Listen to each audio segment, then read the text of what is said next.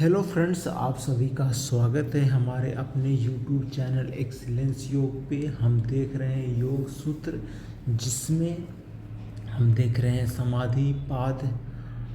और अभी तक हम लोगों ने 18 सूत्र समाधि पाद के ये कंप्लीट कर लिए हैं। आज देखेंगे 19वां सूत्र, जो कि है भव्य प्रत्ययो विदेह प्रकृति लया नामा।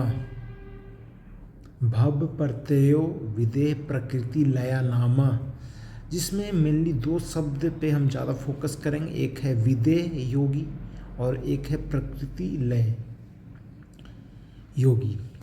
विदेह योगी देखें तो विदेह योगी वह होते हैं जिन्होंने यथार्थ ज्ञान से अपने शरीर, इंद्रिय व अन्य स्थूल तत्वों का विशेष रूप से साक्षात्कार करके अपने शरीर, इंद्रिय और स्थूल भूतों का कर्ता ईश्वर को मान लेता है। इस प्रकार वह अपने देह के अभिमान से रहित हो चुका है। मतलब कि जिन्हें इन सब चीज़ों का ज्ञान हो चुका है और देह के अभिमान से रहित हो चुका है और सब कुछ ईश्वर के ऊपर ये जिन्होंने सौंप दिया है, उसे क्या कहेंगे? विदेह योगी कहेंगे।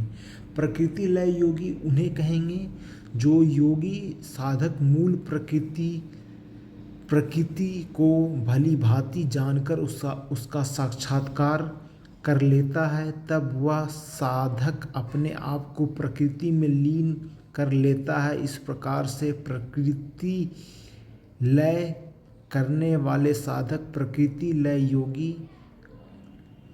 कहलाते हैं। मतलब प्रकृति लय योगी यो हुए जो प्रकृति के सभी तत्वों को भली भांति जान लेते हैं, उनका साक्षात्कार कर लेते हैं, उन्हें प्रकृति लय योगी कहते हैं।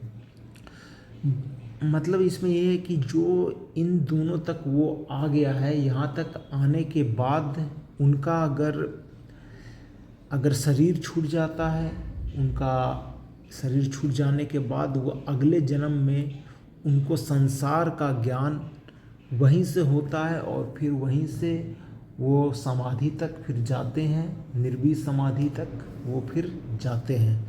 भव प्रत्यय का यहाँ अर्थ हुआ संसार का ज्ञान। तो मतलब उनको अगले जन्म में वहीं से उनको ज्ञान प्राप्त होता है और फिर वो संसार को जानते हैं वहीं से, और फिर उन्हें वो समाधि प्राप्त होता है।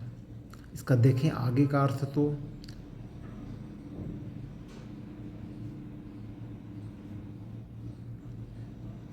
यहाँ तक की स्थिति प्राप्त कर चुके थे, किंतु केवल प्राप्ति होने के पहले जिनकी मृत्यु हो गई, उन दोनों प्रकार के योगियों का जब पुनर्जन्म होता है, तब वो योगी भ्रष्ट साधक पुनः योगी कुल में जन्म ग्रहण करते हैं। तब उनको पुनर्जन्म योगाभ्यास विषय संस्कारों के प्रभाव से अपनी स्थिति तत्काल ज्ञान हो जाती है और वो साधन की परंपरा के बिना ही निर्वीण समाधि अवस्था को प्राप्त कर लेते हैं।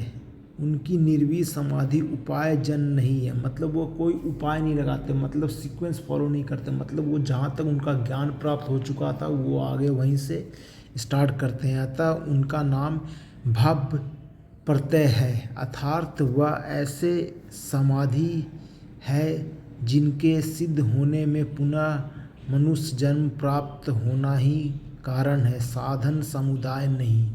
मतलब वो इन साधन समुदायों का पालन नहीं करते। जो सीक्वेंस है, शुरुआत में अभ्यास वैराग्य का पालन करना, फिर संप्रज्ञात समाधि आना, फिर असंप्रज्ञात समाधि आना, तो वो सीक्वेंस को फॉलो नहीं करते। उनको जहाँ तक ज्ञान प्राप्त हो चुका है, अगर उनका किसी कारण से मृत्यु हो गया तो वो अगले जन्म में वहीं से फिर वो समाधि को स्टार्ट करते हैं और वो समाधि को प्राप्त करते हैं, निर्वीण समाधि को प्राप्त करते हैं।